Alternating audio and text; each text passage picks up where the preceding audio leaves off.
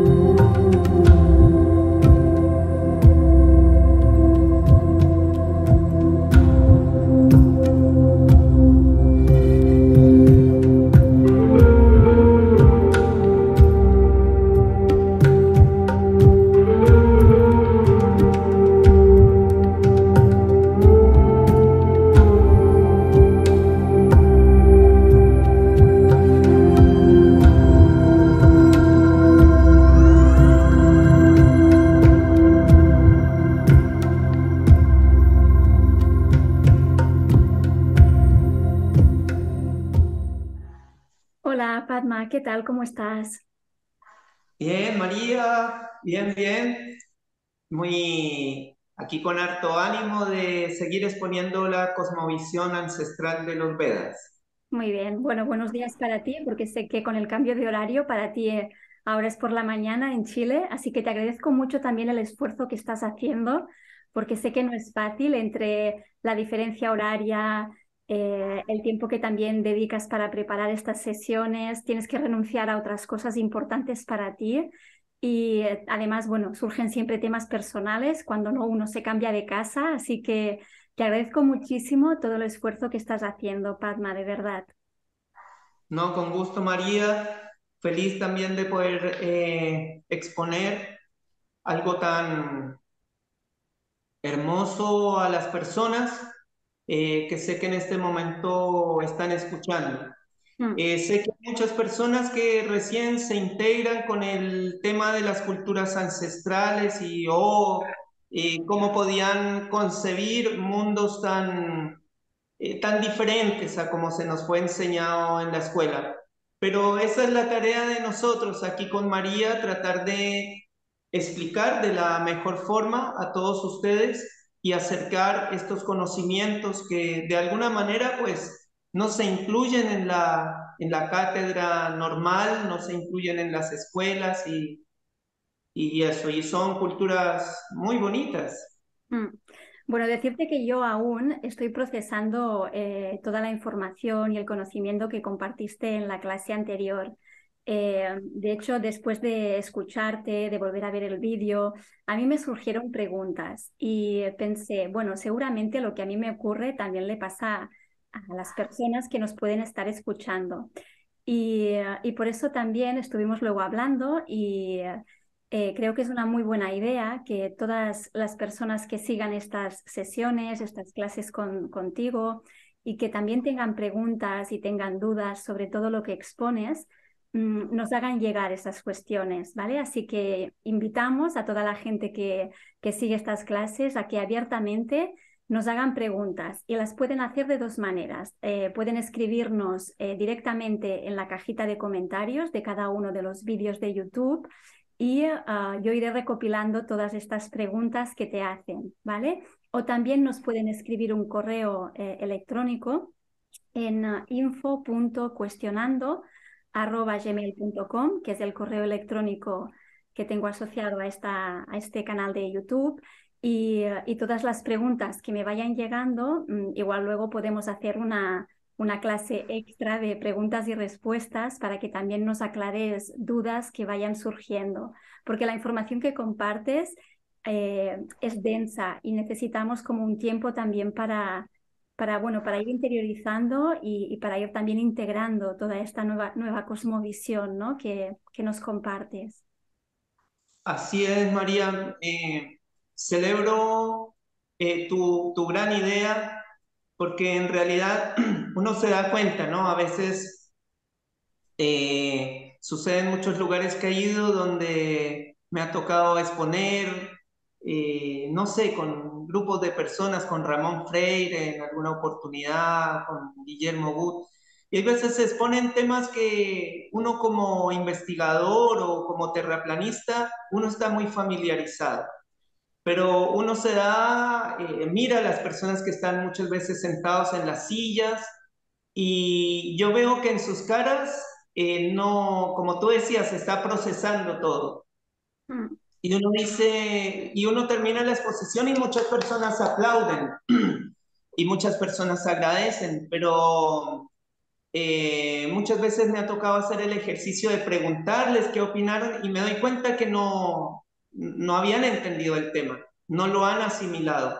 mm, Entonces la idea es que aprendamos y cuando no comprendamos un tema, tenemos que, digamos, liberarnos de todo ese temor de que, pucha, pero van a decir que yo no aprendí. No, todos están en la misma, porque son temas, no son difíciles, sino son nuevos.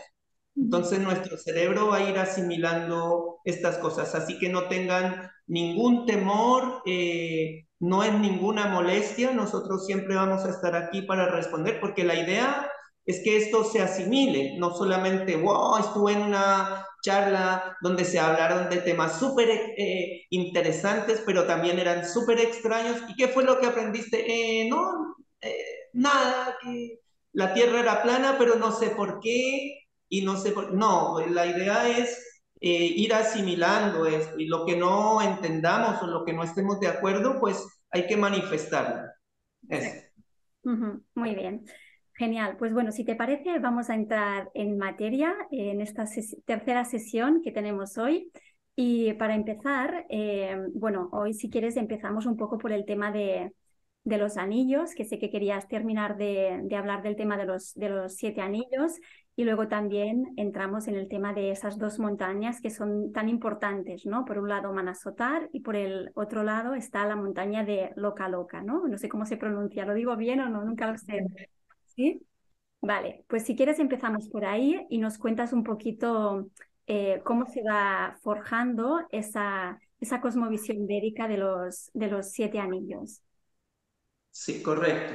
Bueno, ahí primero que todo me gustaría si pudieras compartir, por favor, María, en este momento una imagen que nos va a mostrar, digamos, lo que son los 7 anillos de Bumandala. Esa es.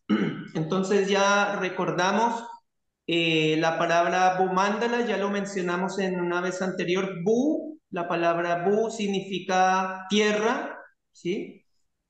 Por eso se llama también Bhumi, o también en el mantra Gayatri, que Deva Premal y muchas de estas se recitan, entonces se refiere a la tierra. En el Gayatri, para aquellos que les gustan un poco los mantras, entonces dicen Om Bur Bhuva Swaha. Entonces, cuando dice Bu es tierra, Bubar es la parte superior de la tierra, el espacio de arriba. Swa es Swarga Loka, es la parte donde viven los semidioses. Y así, Tat es la otra parte arriba de Polaris y sucesivamente. Entonces, está la primera línea del Gayatri, se refiere al universo. Entonces, Bu, sabemos que es la tierra. Mandala es toda forma armónica que tranquiliza la mente, los mandalas. Entonces, bueno, a eso que estamos viendo ahí, entonces ya sabemos que es Bumandala En el centro tú puedes ver ahí el Monte Meru, del cual ya estuvimos hablando en otras charlas. Lo rodean 7 anillos. Sabemos que el anillo azul que está mostrando María con el cursor es el océano de agua salada. Sabemos ya, por lo que explicamos en la clase anterior, que es Jambudvipa, que es la parte de los continentes que conocemos hoy en día. En el centro, en la base de Meru, está el Polo Norte, que es conocido como Ilabrita Barsha. Barsha significa región. Jambudvipa, después, como decimos, el océano de agua salada, y así sucesivamente diferentes anillos de tierra rodeados por agua salada. Bien, ahora nos estamos dando cuenta ahí que de la cima de Meru emerge una línea hacia uno de los anillos, ¿ya? En una segunda imagen que nos va a mostrar muy amablemente María, vamos a ver un poco más en detalle de qué se trata esto. Exactamente. Si se le puede hacer un poquito agrandar la imagen. Exactamente. Bueno, entonces vemos el quinto, sexto anillo de adentro hacia afuera corresponde con Pushkaradvipa. Pushkaradvipa es uno de los anillos, el cual en su centro tiene una montaña que se llama la montaña Manasotar. ¿Qué sucede? Si nosotros vemos una iluminación dentro del mapa Gleason, pues sabemos, digamos, que acá está la Tierra como un disco y arriba están girando el Sol, la Luna. El Sol va a producir esta luminosidad a medida que se va moviendo. Esto es una imagen aérea, entonces el Sol va a dar una vuelta en 360 grados alrededor del centro, va a ir iluminando no solamente la Tierra, sino los otros anillos. ¿Ya? Ese Sol, dice el Bhagavatam en el quinto canto, que tiene dos ejes. El primer eje está conectado desde la montaña Manasotar, que como ya dijimos, está dentro del anillo de Pushkaradvipa. Alguien le puede hacer ahí un poco, mirarlo más de cerca o poner en pausa el video. Se llama Pushkaradvipa. Se dice que ese anillo está dividido en dos partes, la parte interna y la parte externa, y justo en la mitad hay una montaña con su cima plana sobre la cual va dando la vuelta la rueda del carro del Sol, ¿ya? Se dice que el Sol, como lo explican los Vedas, es transportado, porque el Sol no es solamente un elemento como nos indica la ciencia oficial o la NASA, una masa allí, ¿no? Con fuego y donde está todo esto. No, sino que los Vedas explican que son personalidades, son seres que son los que cumplen esta función. O sea, todo en el universo está vivo, está lleno de conciencia. Eso nos enfatizan mucho los Vedas. Así como el océano tiene una personalidad, el fuego tiene una personalidad, el sol es llamado Surya. Entonces vemos ahí donde dice Sun Chariot, el carro del sol en inglés. Entonces él va dando la vuelta, ya, pero este sol que se va moviendo al mismo tiempo en forma circular, también asciende y desciende. Muchas veces nos preguntan las personas, bueno, pero el sol está girando a través de una tierra plana, así dando la vuelta arriba, pero ¿cómo se produce digamos, el verano, el invierno, el otoño, la primavera? Entonces, yo tengo varios videos igual en YouTube donde se muestran este fenómeno, cómo el sol se va reduciendo sus círculos y ampliando sus círculos. Por ejemplo, no sé si has visto, si tú vives cerca a alguna montaña, una montaña que vaya de sur a norte. Por ejemplo, aquí a nosotros nos queda fácil porque está la cordillera de los Andes o algunos cerros también que corren paralelos a la cordillera de los Andes en Sudamérica, y donde, por ejemplo, tú ves que el sol en diciembre ya se orienta más hacia el sur, ¿ya? Y en junio se orienta más hacia el norte, ¿ya? Entonces, no es que el sol sale siempre del este, porque vemos siempre que el sol sale del este, pero no siempre es del este, sale del noroeste o del sur, perdón, del noreste o del sureste, ¿ya? Entonces, ahí hace el arco que nosotros vemos arriba de nuestras cabezas todos los días. Pero en realidad, el sol no solamente está, no es que está subiendo, sino ese es el reflejo sobre la atmósfera. Entonces se ve como que asciende y desciende. Pero si nosotros pudiéramos tomar una nave y ver el movimiento real del sol, nos daríamos cuenta que es muy cercano a la imagen que estamos viendo aquí en este momento, donde el sol lo que está describiendo es un círculo, ¿ya?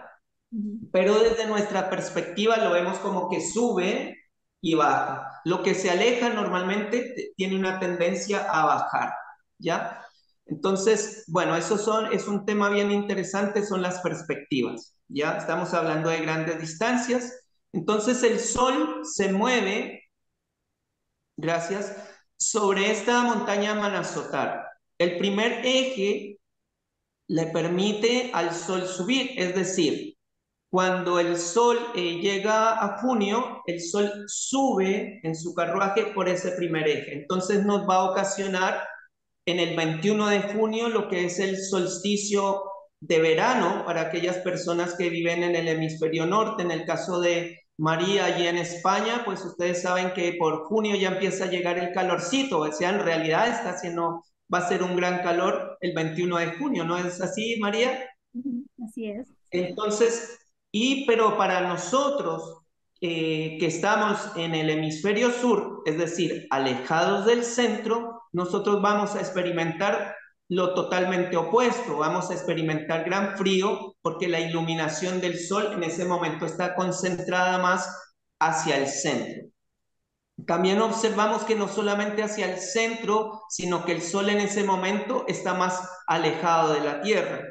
En cambio que eso es normalmente en Géminis, el 21 de junio, y al contrario, el 21 de diciembre, el sol está más bajo. Por eso en el analema, que es el 8, como el infinito, para aquellos que no lo saben, el analema es una imagen que el Sol da en forma de 8 y es una unión de fotografías durante todo un año que nos muestra que el Sol no siempre está en el mismo lugar, sino que asciende, desciende y se va desplazando y forma finalmente un 8 que es conocido como el analema. Ahí tú lo puedes ver en YouTube, en Internet, ¿ya? Ese analema es justamente por el movimiento del Sol que va rotando así, pero también es como una espiral donde reduce durante 6 meses hacia el centro y después 6 meses hacia abajo, ampliando. Exactamente, como nos está mostrando María en este momento. Entonces ahí podemos ver desde otro ángulo, arriba, cuando el sol llega al 21 de junio, iluminando la parte más central, como decíamos, de los países del hemisferio norte, ¿no? Suecia, Noruega, la península escandinava, parte de Europa, la parte norte de Rusia. Eso es el 21 de junio, arriba en el 21 de junio, exactamente, ahí donde está el cursor. Eso es en el momento de más ascenso del Sol, ¿ya?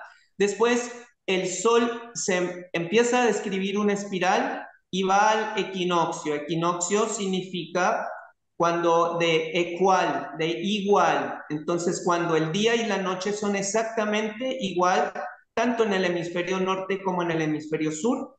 Eso ocurre para el 21 de marzo y para el 21 de septiembre, alrededor de esas dos fechas. Ya entonces, ahí el Sol va en su parte media de la espiral, ahí sigue bajando en esa espiral hasta que llega al 21 de diciembre, donde el Sol se alinea con Sagitario en su momento más bajo. ¿Por qué estoy hablando de constelaciones zodiacales? Porque es lo que los astrónomos tienen como herramienta o puntos de referencia, más bien, para ver cómo se van posicionando los planetas. Entonces, ¿están más cerca de esta constelación o están más alejados de esta otra constelación? Las constelaciones más cercanas a Polaris, que vendría a estar allá arriba de esta espiral, las constelaciones más cercanas son Géminis, Tauro, ¿no? Exactamente, como en esa imagen. Entonces ahí vemos que más cerca a Polaris, que es la estrella central, como hemos explicado en anteriores veces, todos los planetas y todas las estrellas giran en torno a esta estrella central, como podemos ver en un Star Trail o en una de estos videos que hay donde se deja una cámara con el obturador abierto y vemos cómo todas las estrellas giran alrededor de ese punto que está señalizando en este momento María. Hay constelaciones de las 12 constelaciones zodiacales, que son puntos de referencia que se utilizan desde la antigüedad.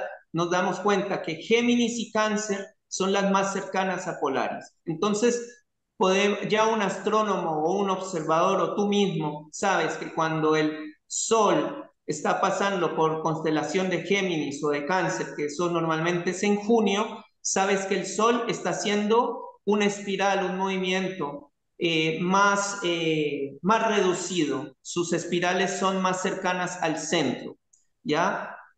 Cuando el Sol empieza a abrir sus espirales en Libra o en Aries, ya sabes que en ese momento el Sol estaba haciendo su recorrido, se está bajando, se está devolviendo, y por eso que ocurre el equinoccio. Arriba va a concentrar su luz más hacia el centro, en el equinoccio, digamos, el Sol hace una iluminación más equiparada, más igual entre el hemisferio norte y el hemisferio sur, ¿ya?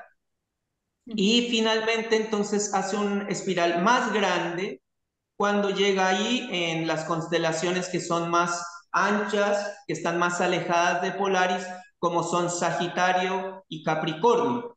Justamente de esas constelaciones es que se le dieron nombres a lo que son el trópico de Capricornio, el trópico de Cáncer. El trópico de Cáncer justamente es sacado de la alineación con la constelación de Cáncer, ¿no? El trópico de Capricornio también, haciendo referencia a estas medidas astronómicas. Y el Ecuador también, ¿no? El Ecuador corresponde a lo que es más o menos Aries y Libra.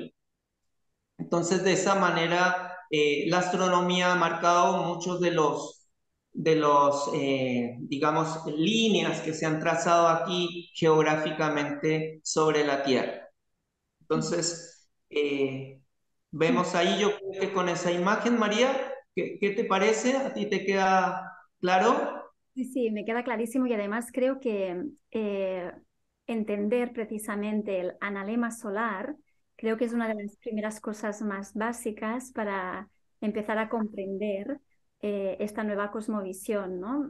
De hecho, este invierno creo que ha sido de los inviernos en los que he tomado más conciencia durante el mes de diciembre, por ejemplo, enero, que es cuando aquí en esta parte nos hacen los meses de invierno, realmente entiendes por qué tenemos tantas pocas horas de luz, por qué hace tanto frío, ¿no? Porque es cuando precisamente el Sol en su analema está más alejado y está más cerca del círculo de la Antártida, ¿no? Por eso en la parte de Sudamérica pues tenéis lo que es el verano, ¿no? Entonces creo que ha sido de los años en los que he tomado más conciencia de estas estaciones frías, ¿no? De por qué ahora nosotros tenemos frío y vosotros tenéis calor, ¿no? Porque realmente el analema del Sol, el viaje que realiza, es muy claro, ¿no? Y es muy revelador cuando entiendes que es el Sol el que está dibujando ese recorrido sobre la Tierra plana. Exacto, María. ¿Y tú sabes por qué toma el analema, por qué toma esa forma de 8? No sé si tú ves el analema Ujú. y es un 8, pero es un 8 en la parte de arriba más angostito Mm. y en la parte de abajo más ancho. No sé si puedes ahí de pronto buscar una imagen de algún analema. Mira, hay un analema, se llama analema Hong Kong. Ese viene con fechas, es uno de los más completos que hay. Entonces nos va a mostrar, es como un resumen de todo el movimiento del Sol a lo largo del año. Ese analema Hong Kong. Bueno, pues si te parece, Padma, te enseño esta imagen que me acabas de compartir y así también creo que todo el mundo lo podrá comprender mejor, ¿no? Esta imagen, Así es. exacto. Bueno, ahí en esa imagen que es de un analema tomado en Hong Kong, la ciudad de Hong Kong, entonces ahí nos damos cuenta que la parte de arriba de este 8, que es como un 8 acostado, es más angosta. Si alguien puede hacerle zoom ahí, se va a dar cuenta que esos son los meses de junio, ¿ya? Ahí está justamente junio arriba, ¿ya? Y la parte ancha de ese 8 pues es Capricornio, ¿ya? Ahí uno lo puede agrandar en Capricornio, que es justamente diciembre. Y la cintura del 8 corresponde a marzo y a septiembre, que es cuando es el equinoccio. Justamente ahí corresponde a uno es el movimiento cuando va de bajada del sol y otro cuando va para subiendo. Entonces, en un lado van a encontrar marzo, si le puedes hacer zoom en esa parte, encuentras marzo en la bajada y septiembre arriba, justamente ahí en la cintura del 8. Exactamente. Entonces, el sol sube y baja. Este 8, claro, es ese 8 lo vemos, si tú puedes hacer el ejercicio con un alambre, tú tienes un círculo, pero si tú lo pones el círculo desde cierto ángulo, se te va a ver el círculo o el anillo, se te ve como un 8. Entonces, esto es lo que está mostrando es una espiral de las vueltas del Sol. Entonces, porque claro, una cámara fotográfica no te va a permitir ver, porque cada fotografía se toma alrededor de cada 8 días. Si lo mostrara minuto a minuto, te mostraría la espiral entero. Entonces, volvamos a la imagen de los espirales y las que estaba mostrando ahí, ya. Entonces, la otra exactamente. Entonces, si tú puedes mostrar con el cursor, ahí tú puedes dibujar un 8, claro. Entonces, lo que hizo el analema es como mostrar, no, hace como que hace así. La parte de arriba es la parte angosta del 8, exactamente. Es como exactamente. El analema es el resumen de toda esta espiral. Así que, perfecto. Así que ahora sigamos avanzando. Ahí, ¿sobre qué ocurren esas espirales? Si tú puedes ampliar un poquito más la imagen, darle zoom, ya, entonces, muy bien. Ese primer eje, que es el del lado izquierdo de la imagen, ahí van a ver una rueda en color más o menos dorado, es la rueda que gira sobre la montaña Manasotar, que es la rueda del Sol. Entonces ella va dando vuelta alrededor de esta montaña y hay momentos donde se acerca al centro. No es que siempre está dando las vueltas así, sino se acerca al centro. Entonces ahí el Sol va a dar una espiral más al centro, cuando la rueda se desplaza dentro de Manasotar más al centro. Esto es en junio y cuando se aleja es en diciembre. Entonces así va haciendo espacio para lo que son las estaciones del año. Entonces eso es lo que explica el Bhagavatam de cómo se van produciendo con este primer eje y un segundo eje nos damos cuenta ahí, el segundo eje a la mano izquierda, no, a mano izquierda, hacia el otro lado. El segundo eje, y si lo puedes bajar un poquito, un poquitín la imagen, eso. Ese segundo eje que explica el Bhagavatam va unido al primer eje en la cuarta parte del primer eje, que en realidad en esta imagen, para que fuera más estrictamente correcto, tendría que estar más cerca al centro. Ese segundo eje es el que le permite al primer eje como mantenerse dando vueltas sobre la cima del Monte Meru y que le hace subir y bajar. Eh, Vale la pena mencionar acá que la cima del Monte Meru está alineada en línea recta hacia arriba con la estrella polar, ¿ya? Entonces, el movimiento del Sol te da origen a las 24 horas del día, su círculo completo, pero que a nosotros, por ejemplo, el tiempo para nosotros que vivimos hacia el centro, para nosotros el tiempo es más corto, pero para alguien que vive en los anillos externos, por eso se dice que la equivalencia de un día de los semidioses o devas, que son las criaturas o los seres que viven en los anillos de afuera, un día para ellos son 6 meses para nosotros. Eso es por las distancias que se dan acá, ¿ya? Pero para ellos es las mismas 24 horas, pero para nosotros son 6 meses, porque nosotros nos encontramos más en el centro, ¿ya? Por eso la diferencia de tiempo o la percepción del tiempo entre los seres que viven más hacia afuera y los que estamos más hacia adentro.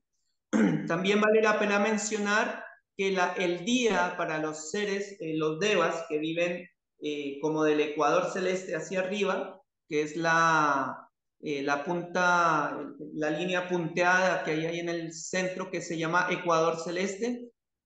Así en astronomía se delimita lo que es el ecuador celeste, que corresponde con la constelación de Orión.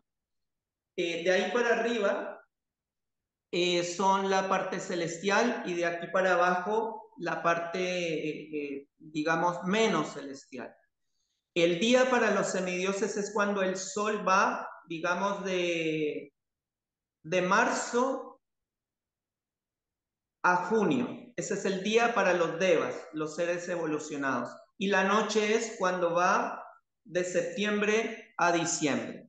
Entonces, eso para muchas culturas es así también. Entonces, bueno, es bien, Una pregunta sí, que quería hacerte. Cuando hablas lo digo también para que quede claro, ¿no? Cuando tú hablas de la montaña Manasotara, claro, alguien puede pensar que es únicamente una montaña y no se trata de una montaña. Creo que si no lo he entendido mal, Manasotara no sería una montaña, sino que sería todo este anillo, ¿no? Sería todo eso. Es como si fuese claro, una circunferencia. eh, montañosa, ¿no? Como si fuese un anillo montañoso. Cuando hablamos de sí, Madagascar, que no es solo una montaña, ¿o sí? sí, claro, exactamente. Eh, yo creo que tengo otra imagen un poco más allá para representarlo, pero todavía no. Vale. Es como, haz de cuenta, como para dentro del lenguaje terraplanista vendría a ser la Antártida, que es Ujú. un anillo formado por montañas. Esto es lo mismo, pero en uno de los anillos más externos. Y la característica que tiene es que su cima, como muchas montañas que encontramos acá en la Tierra, es totalmente aplanada. Vale. Eh, Tengo una imagen ahí un poco más adelante que te puede mostrar justamente esa característica de Manasota dentro de las imágenes bueno, esta es otra imagen interesante mostrando la rueda del Sol y el primer eje sobre la cima del Monte Meru. Entonces que lo mantiene así como casi como un compás unido al centro. Ujú. La siguiente imagen podemos por ahí, esa es la imagen que tenemos, digamos, dentro de, esto es un trocito de uno de los videos que estamos haciendo una animación. Ahí está bien. si observas el anillo, digamos que está ahí en color, del color piedra, color marrón, digamos, tiene la cima completamente plana, ¿ya? Ujú. Entonces, sobre esa cima gira la rueda del Sol. Ese anillo completo se llama Pushkara y la parte plana de su centro, arriba de la montaña, como decía María, es un anillo montañoso que tiene la característica plana arriba. Eso es lo que se conoce en los Vedas como la montaña Manasotar. No sé si la palabra más correcta sea montaña, pero como tiene características rocosas se llama así, montaña Manasotar. Ujú. Bueno, esa es justamente una de las montañas que, digamos, nos viene a marcar lo que es la percepción del tiempo en nosotros, porque todos nosotros lo que percibimos el tiempo es en relación al sol, el minuto, el segundo, la hora y cosas de este estilo. Eh, Aprovecho la imagen que está acá, bueno, alrededor de la montaña Manasotaria, alrededor del anillo de Pushkara, que es así como se llama en sánscrito, hay otro océano que rodea, ahí lo alcanzamos a ver, vemos los reflejos en el agua, y después sigue una montaña, un anillo, que se llama Loka Alok, es completamente de oro. ¿Qué función tiene esta montaña? Es la encargada de cubrir, digamos, para que el reflejo del sol se quede dentro de este espacio, por eso se dice que Brahmanda es un huevo, entonces esto es como la mitad del huevo hacia arriba. Entonces, esta montaña se dice que aquí, por ejemplo, nosotros como lo representamos, como para que las personas lo pudieran entender, lo hemos representado en color dorado como el sol, como dicen los textos en sánscrito, pero en realidad esa montaña sube hasta arriba de Polaris, o sea, encierra todo este espacio aquí donde nosotros vivimos. Entonces esto es como un hábitat, nosotros estamos como en un vecindario, estamos dentro de este espacio. Ahí, digamos, las culturas ancestrales son bien enfáticas en decir que no es que hay muchos soles, como dice la ciencia, dice, no, hay otros soles a tantos millones de años luz de distancia, principiando, o sea, partiendo desde el punto de vista que años luz, ¿de dónde sacan ese tipo de conceptos? Hay mismos astrónomos que dicen, no, todo indica, por muchas observaciones telescópicas, que esto es algo que está contenido en algo, y no son pocos los astrónomos que tú puedes encontrar que han hablado de esta teoría, de que todo está encerrado. Entonces, justamente ellos se pueden dar cuenta porque hay como reflejos, hay un investigador, creo que él es alemán, que muestra que es como que el universo llega a una parte donde se empieza a repetir. Es como que tú ves una parte de las estrellas y las mismas se replican en otra parte. Entonces, lo que dice el Bhagavatam es que esta gran montaña es como un espejo, refleja toda la luz del sol de manera que esto queda contenido. Entonces, vuelvo a repetir, para los Vedas existe un sol, no hay muchos otros soles como se dice, ¿no? Habrá planetas, habrán estrellas, pero no hay muchos soles. Entonces, el sol tiene una característica muy especial, son características especiales y a todo esto, según los Vedas, se dice que el sol no, a diferencia de lo que dice la ciencia oficial, el sol, del sol no es que se genera la luz. Los Vedas dicen que la luminosidad del sol o esta energía viene del otro lado del universo. Es como que el sol viene a ser como un espejo. De hecho, hay un investigador que tú lo puedes buscar por YouTube, es un investigador que trabajó durante mucho tiempo para el área de la ciencia y él se empezó a dar cuenta, empezó a tomar conclusiones de que para él el origen de la iluminación o del calor no era el sol en sí. Lo puedes buscar como Tesla 2.0. Tesla 2.0 lo encuentras, es un viejito creo que es norteamericano, y él dice, a mí todo me apunta de que el origen del calor no es el sol. De hecho, si tú, hay una contradicción porque si tú asciendes en dirección al sol, uno se debería estar cocinando de calor, pero te das cuenta que entre más asciendes, de hecho, si tú viajas en un avión, la temperatura externa del avión es 20, 30 bajo cero. O sea, y acaso no estás más cerca del sol, deberías sentir más calor. La cima de la montaña arriba está congelada de nieve.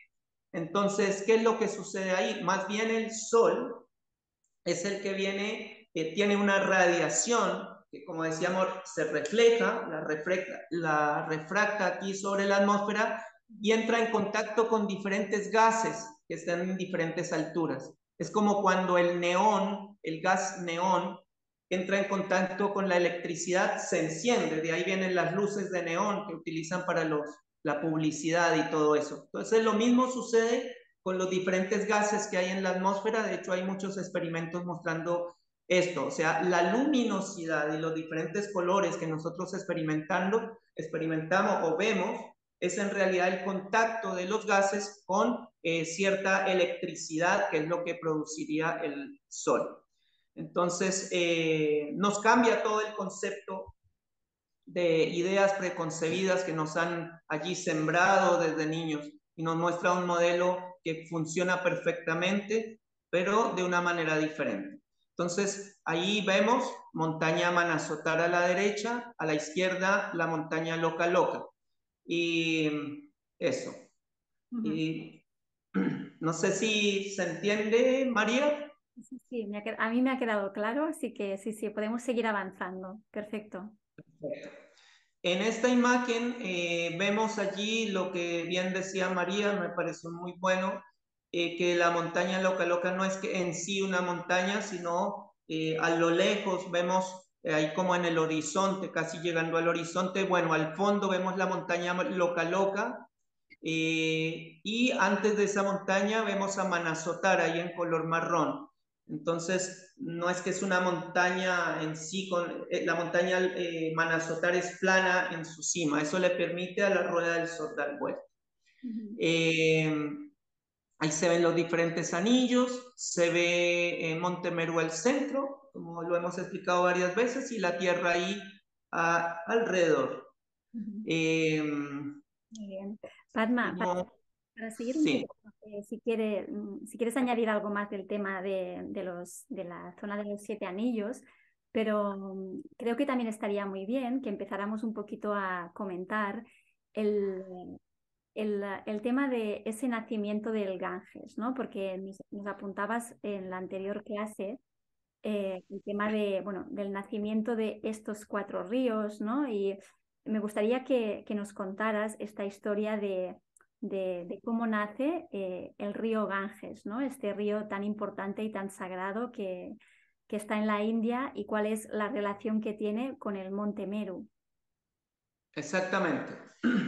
Bueno, a mí para poder explicar esto, me gustaría poner la imagen, una que te compartí de la Vía Láctea.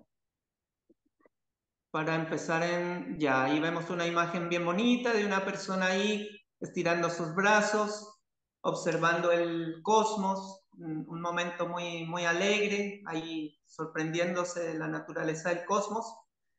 Y vemos allí la Vía Láctea, que en las noches más oscuras y cuando no hay contaminación lumínica, es decir, cuando tú te alejas de las grandes ciudades, vas a percibir de que no solamente son estrellas por aquí y por allá, sino que hay como una línea, un camino. Eso es conocido como la Vía Láctea, Milky Way, que es el nombre que le dieron los griegos en base a una historia bien bonita, bien interesante, ya que es la leche que sale del pecho de una de las diosas del panteón griego, que se riega al espacio. Entonces de ahí viene la frase de la Vía Láctea. Bueno, ¿qué es lo que nos dicen los Vedas? Que esta línea, este camino, viene de afuera de Brahmanda, que como ya lo hablamos, Brahmanda, el huevo Brahmanda que contiene el universo, está rodeado de agua. De hecho, hasta la misma Biblia dice, ¿no? Y separó Dios las aguas de arriba con las aguas de abajo. Eso corresponde justamente con los Vedas, que habla que hay océano abajo del inframundo y hay un océano para arriba.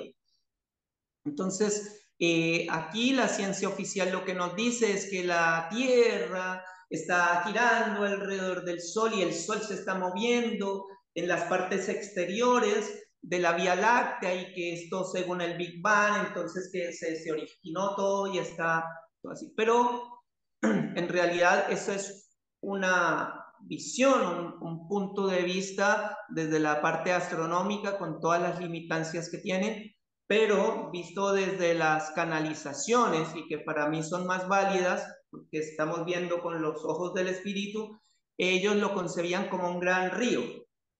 Entonces es como lo vemos en esta imagen.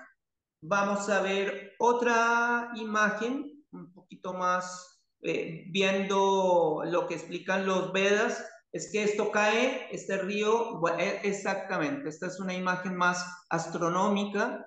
De hecho, si nosotros tenemos opción por ahí de tener un telescopio, nos vamos a dar cuenta que este Sisumara o este Ganges celeste o este río o esta Vía Láctea va a pasar por dos puntos de las constelaciones zodiacales. Va a pasar por Géminis, que es, digamos, la constelación que está más cerquita ahí a Polaris. Esto es una imagen desde arriba, por supuesto. Estamos mirando como, o desde abajo también, donde podemos ver a Polaris en el centro. Y vemos la Vía Láctea pasar por Géminis. La constelación de Géminis es como ese en forma de rectángulo chiquitito que es Castor y Pollux, que es un poquito más, exactamente, ese es Castor y Pollux, que es justamente ahí el del canal de nuestros hermanos Barea.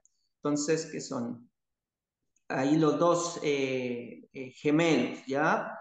Esa es la constelación más al centro, por ahí pasa la Vía Láctea.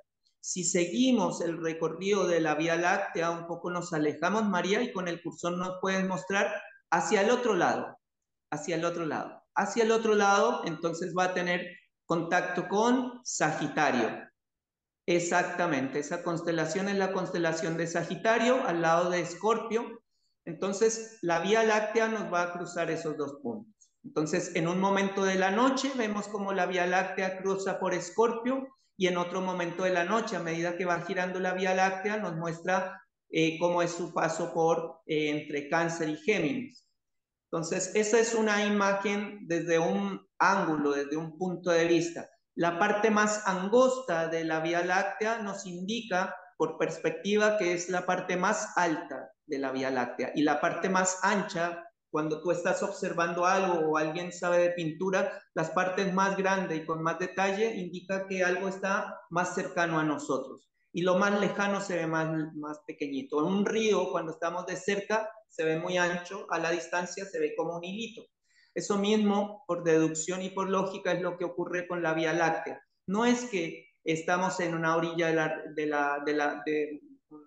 del disco que nos muestran de la Vía Láctea, sino lo que estamos presenciando son los diferentes ramas de un río, como lo explican muchas culturas ancestrales. Entonces, bien interesante. Ahora podemos ver otra imagen de las que tenemos por allí.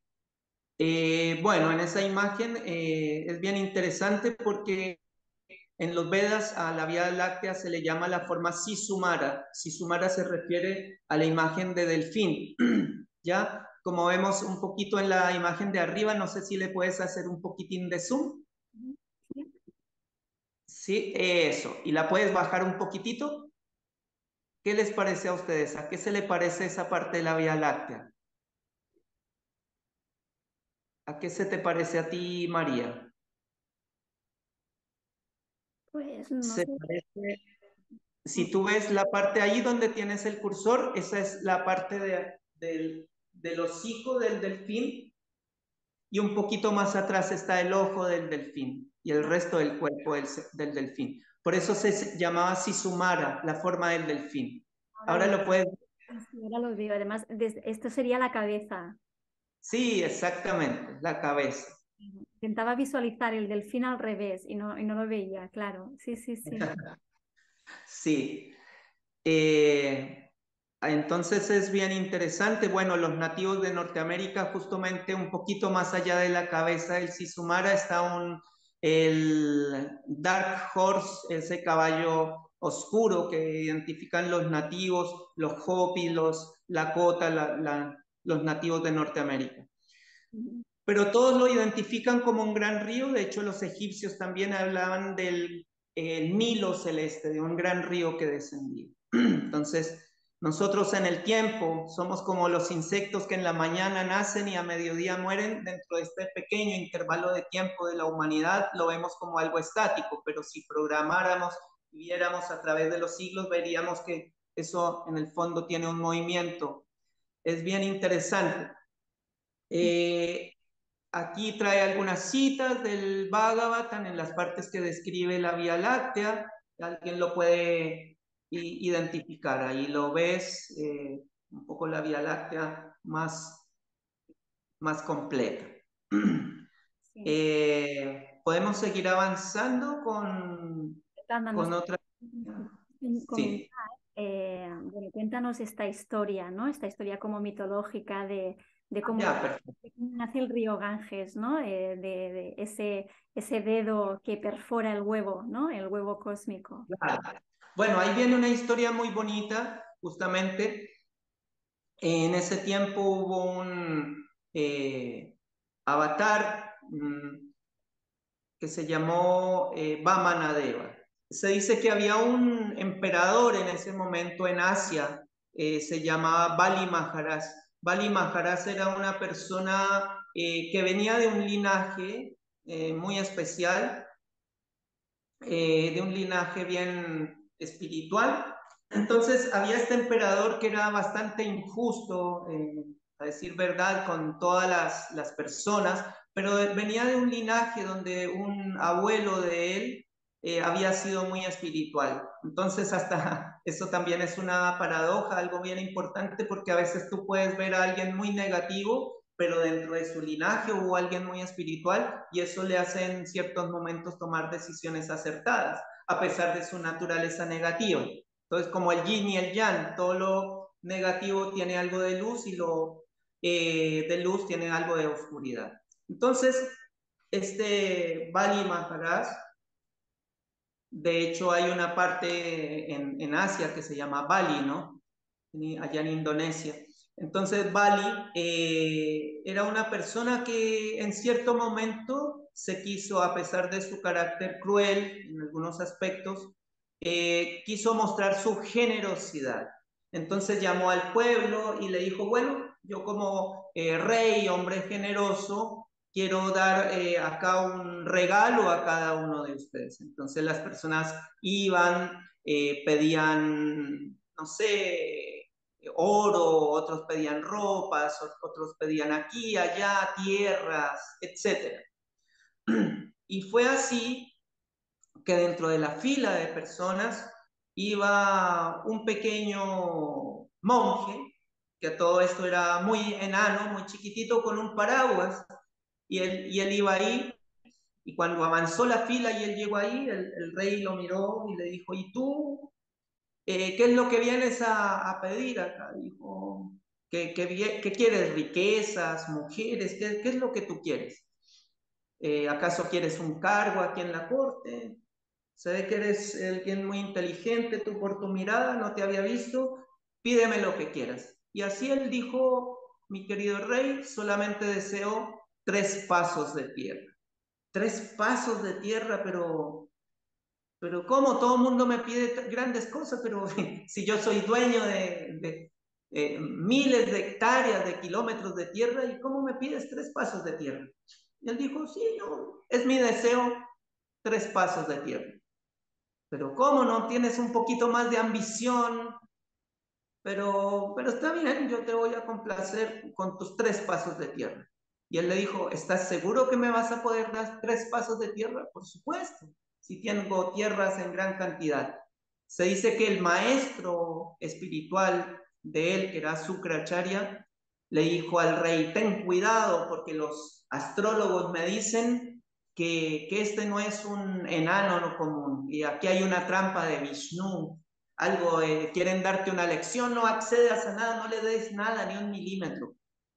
Pero como ese rey venía de un linaje espiritual, dijo, no, pero yo podré ser muy negativo, pero mi palabra siempre la cumplo. Así que yo ya le prometí algo a él y no voy a dejar de hacerlo. Y le advirtieron los maestros, no, tú estás cometiendo un gran error. Y así Sukracharya, que es Venus, se dice que es la representación del maestro del disfrute, entonces le advirtieron, pero él ya había dado su palabra. Así que le dijo a Vamana, toma los 3 pasos de tierra, donde tú gustes. Y así en ese momento, Vamanadeva se dice que empezó a crecer, crecer, crecer, crecer, y pasó de ser un enanito a ser un ser tan gigante que se perdió de la vista. Era demasiado grande. Con el primer paso abarcó todo lo que era la parte espiritual del universo, la ocupó toda con su primer paso, con el segundo paso la parte material. Y el tercer paso ya no había dónde darlo. Y dijo, bueno, tú me dijiste ya en 2 pasos ya abarqué todo el universo. Tienes que cumplir con tu palabra. Entonces el rey en ese momento dijo, dalo sobre mi cabeza. Es el único lugar al que... Y así el Vámana lo único que hizo fue darle un toque. Se dice que por ese toque de su pie sobre su cabeza él tuvo un despertar espiritual. Eh, pero lo interesante de la historia es que en el primer paso, cuando dio la primera zancada, abarcó con el dedo gordo de su pie derecho, alcanzó a rasgar la parte de arriba de la cobertura de Brahmanda. Y ahí, por ahí en ese momento entró un pequeño chorrito de agua, que es lo que conocemos como la Vía Láctea. Entonces, ese es como el origen. Por eso que para los hindúes se dice que el Ganges es muy sagrado, porque se dice que es el agua que ya es sagrada, porque es donde descansa Vishnu, afuera del universo, y aparte lo fue tocado por el pie de Vamanadeva, que es un gran avatar. Entonces, esa agua entra con mucha energía bien positiva. Y se dice que cae, primero pasa por cerca Polaris, da una vuelta, una curva, y finalmente va a caer en varios ramales. Uno de esos cae sobre la cima del Monte Meru.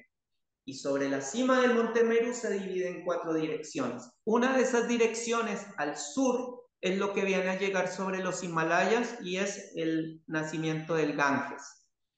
Por eso que aquí en Occidente no entendemos, oh, pero ¿cómo el Ganges? Pero para ellos tiene un origen que viene muy espiritual, desde su cosmovisión. Así Así que esa es la historia. que bien, muchas gracias por contar y por compartir esta historia. De hecho, yo creo que cualquier persona que haya viajado a la India, que sé que tú también has estado varias veces, la primera vez que contemplas el río Ganges es realmente un momento muy emocionante, ¿no? Sobre todo, bueno, si pasas por una ciudad como la ciudad de Varanasi, por ejemplo, ¿no? Y contemplas la ceremonia de la Aarti, bueno, que de hecho se realiza en todas las aldeas y pueblos donde el río Ganges transita a través de la India, ¿no? Es realmente el río, el río más sagrado de la tierra. Y bueno, entiendo que lo sea porque si está relacionado con esta historia védica, realmente, bueno, todo tiene como mucho más sentido, ¿no? Quiero agregar, María y todos pueden de pronto echar una búsqueda ahí por internet. Se han hecho muchos experimentos, se han tomado muestras del Ganges y a pesar de que allá hay ceremonias donde los crematorios echan los cadáveres, todo esto, Ujú. pero se dice que el Ganges es increíble porque no tiene algo energético. Nosotros lo percibimos como agua, pero en realidad es energía vuelta a agua y se dice que no se perciben como contaminantes en el río. De hecho, hay un video de estos que son como investigadores y viajan a India y es como de una persona agnóstica que no cree en nada de esto. Y le dicen los monjes de allá, los brahmanas, le dicen, ingrese solamente, dese un chapuzón. Y nada más. Y están grabando, eso creo que es del Discovery, a mí me sorprendió mucho ese video. El hombre ingresa, sumerge la cabeza y sale y dice, dejen de grabar, dice, dejen de grabar. ¿Y qué pasa? Dice, no sé cómo explicarlo, dice, pero ese lugar no es normal. Claro, y después respira y empieza a explicar y dice, me siento diferente. Pasa algo, o sea, hay que ir para allá y vivirlo. No te lo puedo yo tratar de explicar en un video acá, pero algo ocurre. Y para mí tiene sentido del origen energético de donde viene esto. Así que, bueno. Bueno, Padma, la verdad es que ha sido súper interesante esta tercera clase contigo. Mil gracias por tu tiempo y la verdad es que, bueno, espero que las personas que nos hayan seguido y escuchado, que vean este vídeo, también hayan aprendido nuevas cosas sobre los Vedas. Sí, esa es la idea de que todos nos podamos nutrir de una cultura ancestral que tiene muchas cosas prácticas, como ya hemos hablado de la Ayurveda, la astronomía, todo esto. Así que agradecido contigo primero que todo, María, por toda esta idea genial de poder hacer este ciclo de charlas, exponer una de las culturas más antiguas del mundo, conocer el saber ancestral de muchos pueblos y yo feliz de poder compartir esto con todas las personas. Genial, Padma, mil gracias. Muchísimas gracias por tu tiempo, de verdad. De nada, amiga. Y hoy para cerrar la clase con Padma, voy a compartir unas imágenes del río Ganges. Estas son imágenes del río Ganges a su paso por la ciudad de Rishikesh, en el norte de la India, justo en la puerta de entrada a los Himalayas. Son imágenes de mi último viaje a la India en agosto del 2019. Desde mi experiencia personal en un país como la India, os puedo decir que sí, que bañarse en las aguas del río Ganges es algo que no puede explicarse en palabras y que hay que vivir. Aquí en el norte de la India, las aguas del Ganges son limpias, son transparentes, y bañarse en estas aguas no solo purifica, sino que también cura y eleva la vibración. La experiencia incluso la dejé inmortalizada en las últimas páginas de mi libro sobre la India, La ciudad del infinito. Le dediqué un capítulo titulado Baño sagrado en el Ganges.